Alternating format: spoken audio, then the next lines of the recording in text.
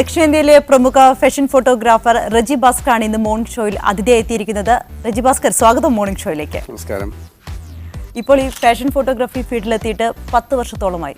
എങ്ങനെയായിരുന്നു ഈ ക്യാമറയെ പ്രണയിച്ചു തുടങ്ങിയത്? എങ്ങനെയാണ് ഈ ഫീൽഡിലേക്ക് വന്നത്? ഫോട്ടോഗ്രാഫി വളരെ ചെറുപ്പം മുതൽ പഠിക്കാനുള്ള ഭാഗ്യം ഉണ്ടായ ഒരാളാണ്. കാരണം എൻ്റെ ഫാദർ ഒരു ഫോട്ടോഗ്രാഫറായിരുന്നു. ആലപ്പുഴയിലെ മുഹമ്മയ എന്ന് പറയുന്ന ഗ്രാമത്തിൽ ബാസി സ്റ്റുഡിയോ എന്ന് പറഞ്ഞ സ്ഥാപനം അദ്ദേഹത്തിനുണ്ടായിരുന്നു. ഏകദേശം 60 വർഷമായി ആ സ്ഥാപനം തുടങ്ങിയിട്ട്. അപ്പോൾ സ്കൂളിൽ നിന്ന് നേരെ സ്റ്റുഡിയോയിലേക്ക് വരാനും ഫോട്ടോഗ്രാഫി വളരെ ചെറുപ്പം മുതൽ പഠിക്കുവാനും എനിക്ക് കഴിഞ്ഞിട്ടുണ്ട്.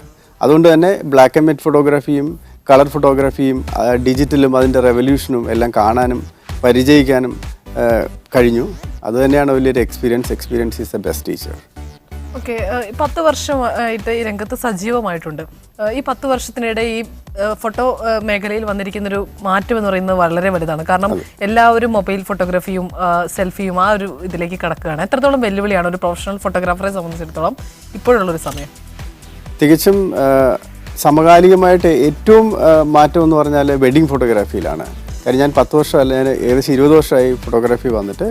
പക്ഷേ ഫാഷൻ ഫോട്ടോഗ്രാഫി അഡ്വർടൈസിംഗ് ഒക്കെ ചെയ്യാൻ തുടങ്ങിയിട്ട് സീരിയസ് ആയിട്ട് 10 വർഷമായി. ഫോട്ടോഗ്രാഫിയിലൊരു മാറ്റം എന്ന് പറഞ്ഞാൽ ഫിലിമിൽ നിന്ന് ഡിജിറ്റലിലേക്കുള്ള റെവല്യൂഷനായിരുന്നു ഒരു വല്ലാത്തൊരു മാറ്റം.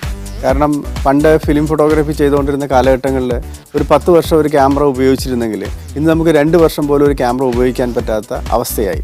അപ്ഡേറ്റ് ചെയ്യണം. അപ്പോൾ അതുകൊണ്ട് തന്നെ അതിൻ്റെ കോസ്റ്റ് ഭയങ്കരമായിട്ട് കൂടി.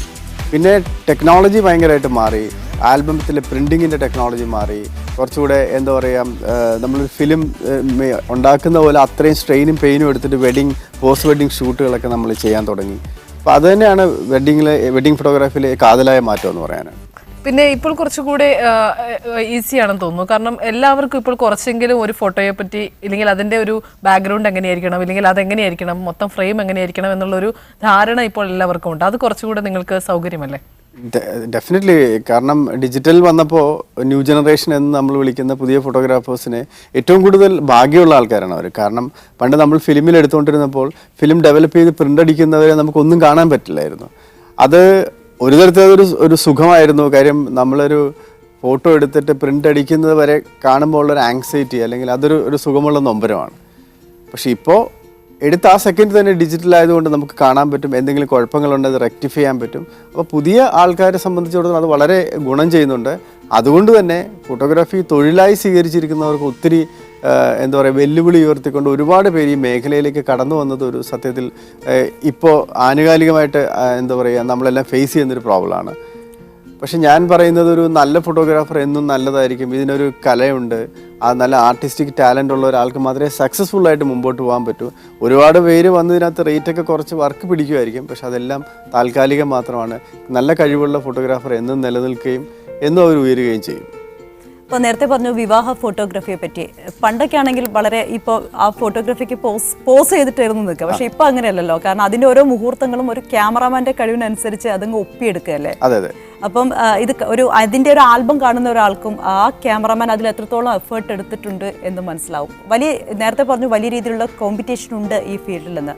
അപ്പോൾ ഇത്തരത്തിൽ പുതുമകൾ പരീക്ഷിക്കാനുള്ള വലിയൊരു ശ്രമം തന്നെ നടത്തേണ്ടതുണ്ട്. തീർച്ചയായിട്ടും അതിന് കാൻഡിഡ് ഫോട്ടോഗ്രാഫി എന്നാണ്. ഇപ്പോൾ അതൊരു ഫാഷനാണ്. അത് ഓരോ കാലഘട്ടങ്ങളിലും ഇങ്ങനെ ഫാഷൻ മാറിക്കൊണ്ടിരിക്കും. അപ്പോൾ കാൻഡിഡ് ഫോട്ടോഗ്രാഫി കൂടുതലും ഈ പോസ് ചെയ്യാൻ ആഗ്രഹമില്ല. ചിലപ്പോൾ എക്സാമ്പിൾ നമ്മൾ ഒത്തിരി സെലിബ്രിറ്റീസ് വെഡിങ്സ് ചെയ്തിട്ടുണ്ട്. സെലിബ്രിറ്റീസിന് അവർക്ക് അഭിനയിക്കാൻ ഇൻട്രസ്റ്റ് ഉണ്ട്, അല്ലെങ്കിൽ അതിന് അവർക്കറിയാം. പക്ഷേ സാധാരണ ഒരു കല്യാണ പെൺകുട്ടിയെന്നോ ഒരു ചെറുക്കനോ എന്ന് പറഞ്ഞാൽ അവരെ സംബന്ധിച്ച് അവരെ പ്രൊഫഷണൽ ആക്ടറോ മോഡലൊന്നും അല്ല. അപ്പോൾ അവർക്ക് കൂടുതലും പോസിങ് കുറച്ച് എംബാരസിങ് ആണ്. അപ്പോൾ നമുക്ക് ആൾക്കാർ മുമ്പ് വെച്ച് അത് എന്നൊക്കെ പറഞ്ഞു കഴിഞ്ഞാൽ കുറച്ചുകൂടെ അവർക്കൊരു എംബാരസിങ് ആണ്. സോ കാൻഡിഡ് കുറച്ചുകൂടെ വർക്ക് ചെയ്ത് തുടങ്ങി. അതുകൊണ്ട് കാൻഡിഡ് ഫോട്ടോഗ്രാഫേഴ്സ് ഒത്തിരി കേരളത്തിൽ കൂടി. പക്ഷേ പേഴ്സണലി എനിക്ക് കാൻഡിഡ് ഫോട്ടോഗ്രാഫിയോടുള്ള ഒരു വിയോജിപ്പ്, നമ്മളൊരു ഫാഷൻ ഫോട്ടോഗ്രാഫർ ആയതുകൊണ്ട് നമ്മളൊരു എസ്തെറ്റിക് സെൻസ്, നമുക്ക് എല്ലാവരുടെ ഫേസ് എപ്പോഴും എല്ലാ ആംഗിളിലും നല്ലതാവണമെന്ന് നിർബന്ധമൊന്നുമില്ല. നമ്മളൊരു പാസ്പോർട്ട് സൈസ് ഫോട്ടോ എടുത്താൽ പോലും വളരെ നന്നായിട്ടിരിക്കണമെന്ന് ആഗ്രഹിക്കുന്നവരാണ് ലോകത്തുള്ള എല്ലാ ആൾക്കാരും. അപ്പം നമ്മളുടെ ഏറ്റവും നല്ല ബെസ്റ്റ് ആംഗിളൊക്കെ ചൂസ് ചെയ്ത് നന്നായിട്ട് ലൈറ്റ് ചെയ്തെടുക്കുന്ന പടത്തിന് തന്നെയാണ് എപ്പോഴും മിഴിവ്. പക്ഷേ വെഡ്ഡിങ് ഫോട്ടോഗ്രാഫിയിൽ കാൻഡിഡ് ഫോട്ടോഗ്രാഫിക്ക് ഒരുപാട് സാധ്യതകൾ വന്നു. ചിലപ്പോൾ ഒരു 10 പടം എടുക്കുമ്പോൾ ചിലപ്പോൾ ഒരു പടം നല്ലതായിട്ട് വരാറുണ്ട്. തീർച്ചയായും ഇപ്പോൾ ഒരുപാട് മാറ്റങ്ങൾ ക്യാമറയിൽ തന്നെ വന്നിട്ടുണ്ട്. ഇപ്പോൾ കല്യാണത്തിൻ്റെയൊക്കെ ഷൂട്ട് ചെയ്യുന്ന സമയത്താണെങ്കിൽ ഇപ്പോൾ ഹെലിക്യാമുകളൊക്കെ സർവ്വസാധാരണമാണ്. നമ്മൾ എല്ലായിടത്തും മിക്ക കല്യാണ ഇതിലും കാണാറുണ്ട്.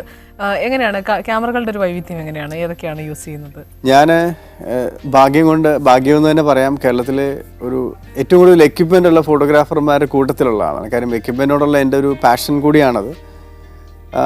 ഞാൻ ഫിലിമിൽ നിന്നാണ്, ഞാൻ പറഞ്ഞു, ഫിലിം ഫോട്ടോഗ്രാഫിയിൽ നിന്നാണ് ഫോട്ടോഗ്രാഫി സ്റ്റാർട്ട് ചെയ്തത്. അന്നൊക്കെ ഒരു ക്യാമറ വെച്ച് 10 വർഷത്തോളം നമ്മൾ ഫോട്ടോ എടുത്തിട്ടുണ്ട്. ഡിജിറ്റൽ വന്നപ്പോൾ എല്ലാം അപ്ഡേറ്റ് ചെയ്യേണ്ട അവസ്ഥ വന്നിരിക്കുകയാണ്. അപ്പോൾ എന്നെ സംബന്ധിച്ച് മീഡിയം ഫോർമാറ്റ് ക്യാമറയും DSLRൻ്റെ എല്ലാ ലെൻസും ഒക്കെ ഉള്ള ഒരാളാണ്. പിന്നെ നമുക്ക് ഡ്രോൺ ഉണ്ട്. വെഡിങ് ഫോട്ടോഗ്രാഫിയുടെ ഒരു പാക്കേജിന് വേണ്ട എല്ലാ ഒരു അണ്ടർ ദ സൺ നമുക്ക് എന്തൊക്കെ പ്രൊവൈഡ് ചെയ്യാൻ പറ്റുമോ അതെല്ലാം പ്രൊവൈഡ് ചെയ്യാൻ നമുക്ക് പറ്റുന്നുണ്ട്. കാര്യം അതെല്ലാം കോമ്പറ്റീഷൻ്റെ ഭാഗമാണ്. കാര്യം അതെല്ലാം ഉണ്ടെങ്കിലേ നമുക്ക് പിടിച്ചു നിൽക്കാൻ പറ്റുമെന്നുള്ള അവസ്ഥയായതുകൊണ്ടാണ്. അതുകൊണ്ട് നമുക്കുള്ള ഗുണം എന്ന് പറഞ്ഞാൽ ഹൈ എൻഡ് എക്യുപ്മെൻറ്റ് ഉപയോഗിക്കുന്നതുകൊണ്ട് നമ്മുടെ പിക്ചർ ക്വാളിറ്റി നല്ലതായിട്ട് വരും. പിന്നെ നമ്മൾ ഈ പറഞ്ഞ പോലെ എല്ലാവർക്കും ഒരു സൈക്കോളജിക്കലി ഓപ്പോസിറ്റ് വരുന്ന ആളിനേക്കാൾ നല്ല ക്യാമറ നമ്മളുടെ കയ്യിൽ വേണമെന്ന് പറയുന്ന ഒരു ശാഠ്യം കൂടിയുണ്ട് എല്ലാവർക്കും. ഞാനത് വിശ്വസിക്കുന്നില്ല. എന്നാലും ഏറ്റവും നല്ല വില കൂടിയ ക്യാമറയുള്ള ഒരാളാണ് ഏറ്റവും നല്ല ഫോട്ടോ എടുക്കുന്നതെങ്കിൽ ചിലപ്പോൾ മുകേഷ് അംബാനി ആയിരിക്കും ഇവിടുത്തെ ഏറ്റവും നല്ല ഫോട്ടോഗ്രാഫർ. ഒരിക്കലും അല്ല. പക്ഷെ നമ്മൾ ഡിജിറ്റലിലേക്കുള്ള റെവല്യൂഷന് അതൊരു സ്വാധീനം ചെലുത്തിയത്. പണ്ട് 80% ടാലൻറ്റും 20% എക്യുപ്മെൻറ്റും ആയിരുന്നു. ഇപ്പോൾ 50% ടാലൻറ്റും 50% എക്യുപ്മെൻറ്റുമാണ്. കാരണം ഡിജിറ്റലിലെ ഒരു ക്യാമറയിൽ നല്ല ക്യാമറ ഇല്ലെങ്കിൽ നല്ല പടം കിട്ടാത്ത അവസ്ഥയെത്തി. ക്യാമറ മാത്രമല്ല, ഇപ്പോൾ ഫോട്ടോഷോപ്പ് വലിയ രീതിയിൽ തന്നെ ഫോട്ടോഷോപ്പ് യൂസ് ചെയ്യുന്നില്ല ഈ ഡിജിറ്റൽ ഫോട്ടോഗ്രാഫി കാലത്ത്? വളരെയേറെ. ഒരാളെ എത്ര വേണമെങ്കിലും സുന്ദരനും എന്താ പറയുക അതിസുന്ദരനുമാക്കാൻ പറ്റുന്ന ഒരു മീഡിയമാണ് ഫോട്ടോഷോപ്പ്. പക്ഷേ അതിൻ്റെ അതിപ്രസരം മൂലം എന്താ പറ്റിയെന്ന് പറഞ്ഞാൽ, ഞാൻ മോഡലിംഗ് ഫോട്ടോഗ്രാഫി ചെയ്യുന്ന ആളാണ്. മോഡലിംഗ് ഫോട്ടോഗ്രാഫിയിലേക്ക് പണ്ട് ബേസിക് സ്റ്റെപ്പായിരുന്നു പോർട്ട്ഫോളിയോ മേക്കിംഗ് എന്ന് പറഞ്ഞാൽ. ഒരുപാട് ഫോട്ടോഗ്രാഫേഴ്സ് ഫോട്ടോ എടുത്ത് ആൾക്കാരെ ഫോട്ടോഷോപ്പ് ചെയ്ത് കംപ്ലീറ്റ് മാറ്റി. ഇപ്പോൾ ഫിലിമിലെ ഡയറക്ടേഴ്സ് പറയണത് സെൽഫി എടുത്ത് അയച്ചാൽ മതി, ഫോട്ടോഷോപ്പുള്ള ഒറ്റ പടം പോലും വേണ്ട എന്നുള്ളത്. അത് ഫോട്ടോഗ്രാഫേഴ്സ് തന്നെ ചെയ്തു വെച്ച ഒരു ദുരന്തമാണ് സത്യത്തിൽ. പക്ഷേ വെഡ്ഡിങ് ഫോട്ടോഗ്രാഫിയിൽ നമ്മളെല്ലാവരും സുന്ദരനെയും ആകാൻ ആഗ്രഹിക്കുന്നവരാണ്. വെഡ്ഡിങ് ഫോട്ടോഗ്രാഫിയിൽ ഫോട്ടോഷോപ്പ് ഒത്തിരി ഹെൽപ്പ് ചെയ്യുന്നുണ്ട്. കാരണം ചെറിയ ചെറിയ കുറവുകളൊക്കെ മാറ്റി നല്ല സുന്ദരനാക്കാനായിട്ട്, നല്ല സുന്ദരിയാക്കാനായിട്ട് ഫോട്ടോഷോപ്പ് ഹെൽപ്പ് ചെയ്യുന്നുണ്ട്. സ്ഥിരം കൺസെപ്റ്റുകളിൽ മാറ്റം വന്നിട്ടുണ്ടോ? കാരണം പണ്ടൊക്കെ കൂടുതലും നമുക്ക് സാരി ഉടുത്തൊരു പെൺകുട്ടിയെ കാണുന്നതാണ് എപ്പോഴും ഫോട്ടോയിൽ മലയാളികൾക്കുള്ള താല്പര്യം. ഇപ്പോൾ കൂടുതലും മേക്ക് ഓവർ എന്ന് തന്നെ പറയാം. ആ മേക്ക് ഓവർ എന്നൊരു പേരിൽ തന്നെ ഒരുപാട് മാറ്റങ്ങൾ വരുന്നുണ്ട് ഈ ഫോട്ടോഗ്രാഫിയിലും ഒപ്പം തന്നെ മോഡലിങ്ങിലും. എങ്ങനെയാണ് മലയാളികളുടെ മനസ്സ് ഇപ്പോഴും എങ്ങനെയാണെന്നാണ് ചിന്തിക്കുന്നത്? തീർച്ചയായിട്ടും ഞാൻ എപ്പോഴും ഈ മോഡലിങ്ങിലേക്ക് വരുന്ന കുട്ടികൾ അല്ലെങ്കിൽ സിനിമയിലേക്ക് വരുന്ന കുട്ടികൾ ഇപ്പോഴും മലയാളിയുടെ മനസ്സിന് മാറ്റമൊന്നുമില്ല. അവരൊക്കെ ഒത്തിരി കൺസർവേറ്റീവായിട്ട് എൻ്റെ അടുത്ത് ഒത്തിരി ഈ ഫീൽഡ് വളരെ ചീത്തയല്ലേ, അല്ലെങ്കിൽ മോഡലിങ്ങിലേക്ക് വരുന്നത് നല്ല കുടുംബത്തിലുള്ളവരാരും വരുമോ എന്നൊക്കെ ചോദിക്കാറുണ്ട്. ഞാൻ അവരോട് തിരിച്ച് ചോദിക്കുന്ന ഒറ്റ ചോദ്യം മാത്രമേ ഉള്ളൂ. ഈ ലോകത്ത് പേരൻസുമായിട്ട് അച്ഛനും അമ്മയുമായിട്ട് പോകാൻ പറ്റുന്ന ഒരേ ഒരു ജോലി മോഡലിങ്ങും സിനിമയുമാണ്. നിങ്ങൾ എവിടെ വർക്ക് ചെയ്താലും, നിങ്ങൾ ബാങ്കിൽ വർക്ക് ചെയ്താലും ടീച്ചറായിട്ട് വർക്ക് ചെയ്താലും IT മേഖലയിലും നിങ്ങൾക്ക് പേരൻസിനെ കൊണ്ടുപോകാൻ പറ്റില്ല. അപ്പോൾ പേരൻസുമായിട്ട് ഒരു ഫീൽഡിൽ ചെന്ന് കഴിഞ്ഞാൽ പിന്നെ എന്തെങ്കിലുമൊക്കെ സംഭവിച്ചാൽ അത് ഓവർ സ്മാർട്ട്നെസ്സോ അല്ലെങ്കിൽ അതിൻ്റെ പിന്നീടുള്ള വേറെ എന്തെങ്കിലും ആയിരിക്കാം. അല്ലാതെ ഇത്രയും സേഫായിട്ടുള്ള പ്രൊഫഷൻ വേറെ ഇല്ല. പക്ഷേ ഇന്നും ഈവൻ ഫാഷൻ ഡിസൈനിങ്ങിന് പഠിക്കാനും പല പേരൻസിനും കുട്ടികളെ വിടാൻ ബുദ്ധിമുട്ടുണ്ട്. അപ്പോൾ അതൊരു മിസ്കൺസെപ്റ്റാണ്. അതൊക്കെ മാറി വരുന്നുണ്ട്. ഇപ്പോൾ ഒരുപാട് കുട്ടികൾ ഇപ്പോൾ ഒത്തിരി മേഖലയിലേക്ക് വരുന്നുണ്ട്. കാരണം പറയാൻ എനിക്ക് കഴിയുന്നത്, ഞാൻ ഈ ഒരു 4 വർഷത്തിനുള്ളിൽ ഏകദേശം 15 ബ്യൂട്ടി പേജന്റെങ്കിലും ജഡ്ജായിട്ട് പോയിട്ടുണ്ട്. 15 ബ്യൂട്ടി പേജൻ്റ് എന്ന് പറഞ്ഞാൽ ഇൻറ്റു 20 ഗേൾസ് ലൈക്ക് ഒരു 300 മോഡൽസ് കൊച്ചിയിൽ നിന്ന് തന്നെ എനിക്കറിയാം. അപ്പോൾ ഒത്തിരി പേര് ഈ മേഖലയിലേക്ക് വരുന്നുണ്ട്. പക്ഷേ എന്നാലും മലയാളി എന്നും മലയാളി തന്നെയാണ്. അവരുടെ കൺസർവേറ്റീവ് തോട്ട്സ് എപ്പോഴും അങ്ങനെയായിരിക്കും. കാര്യം അവരെ കുറ്റം പറയാൻ പറ്റില്ല. ഈ സമൂഹത്തിൽ നടക്കുന്ന സംഭവങ്ങൾ അങ്ങനെയാണ്. പക്ഷെ അതൊന്നും സിനിമയോ അല്ലെ മോഡലിങ്ങിനോ മാത്രം നടക്കുന്ന കാര്യമല്ല. നമ്മളുടെ ഫീൽഡിൽ എന്തെങ്കിലും നടന്നാൽ അത് കുറച്ച് കൂടുതൽ എക്സ്പോഷർ ഉണ്ടാവുന്നു മാത്രം. മറ്റൊന്ന്, ഈ ഫാഷൻ ഫോട്ടോഗ്രാഫിയിൽ തന്നെ അണ്ടർ വാട്ടർ ഫോട്ടോഗ്രാഫി വളരെ സജീവമായി കൊണ്ടിരിക്കുകയാണല്ലോ. പക്ഷേ മലയാളികൾക്ക് അത് അത്രത്തോളം പരിചിതമല്ല. ഏത് തരത്തിലുള്ള ക്യാമറയാണ് ഇതിന് യൂസ് ചെയ്യുന്നത്? അണ്ടർ വാട്ടർ ഫോട്ടോഗ്രാഫിക്ക് എല്ലാ ക്യാമറയ്ക്കും അതിൻ്റേതായ കിറ്റുണ്ട്. അപ്പം എനിക്ക് തോന്നുന്നു മീഡിയം ഫോർമാറ്റ് ക്യാമറ വെച്ചിട്ട് അണ്ടർ വാട്ടർ ഫോട്ടോഗ്രാഫി കേരളത്തിൽ ആദ്യം ചെയ്തത് ഞാനായിരുന്നു. പക്ഷേ അണ്ടർ വാട്ടർ ഫോട്ടോഗ്രാഫിയിൽ ഒരു പ്രോബ്ലം എന്ന് പറഞ്ഞാൽ അതൊരു ചാമിന് വേണ്ടി ചെയ്യാമെന്ന് മാത്രമേ ഉള്ളൂ. കാരണം ഒന്നാമത്തെ ക്ലാരിറ്റി അണ്ടർ വാട്ടർ ചെല്ലുമ്പോൾ നമുക്ക് കിട്ടുന്ന ക്ലാരിറ്റി അത്ര ഈ സാധാരണ എടുക്കുന്ന അത്ര ക്ലാരിറ്റി കിട്ടില്ല. പിന്നെ ഫുള്ളി കൺട്രോൾഡ് അല്ല. പിന്നെ അഭിനയിക്കുന്ന ആരാണോ അവർക്കും കുറച്ചുകൂടെ നല്ല ട്രെയിനിങ് വേണം. എന്നാൽ മാത്രമേ അണ്ടർ വാട്ടർ ഫോട്ടോഗ്രാഫി വളരെ നന്നാവുള്ളൂ. പക്ഷേ നമ്മളൊരു ആൽബത്തിൽ അല്ലെങ്കിൽ ഒരു എന്താ പറയുക വെറൈറ്റിക്ക് വേണ്ടിയിട്ട് ചെയ്യാവുന്നതേ ഉള്ളൂ അണ്ടർ വാട്ടർ. തീർച്ചയായും നമുക്ക് ഈ ഫാഷൻ ഫോട്ടോഗ്രാഫിയിൽ നിന്ന് ന്യൂസിലേക്ക് വന്നു കഴിഞ്ഞാൽ ന്യൂസ് ഫോട്ടോഗ്രാഫി ആ ഒരു മേഖലയുമായി എത്രത്തോളം ബന്ധമുണ്ട്? ആക്ച്വലി ഞാൻ ഒരു പീപ്പിൾ ഫോട്ടോഗ്രാഫർ തന്നെയാണ്. ന്യൂസ് ഫോട്ടോഗ്രാഫിയിൽ എന്ന് പറഞ്ഞാൽ എൻ്റെ ഏറ്റവും മികച്ച ചിത്രം എന്ന് പറയുന്നത് മരണത്തിലും വേർപിരിയും. പ്രാണൻ പോയിട്ടും പിരിയാത്ത പ്രണയം എന്ന് പറയുന്ന മാതൃഭൂമി ദിനപത്രത്തിൽ വന്ന ഒരു പടമാണ്.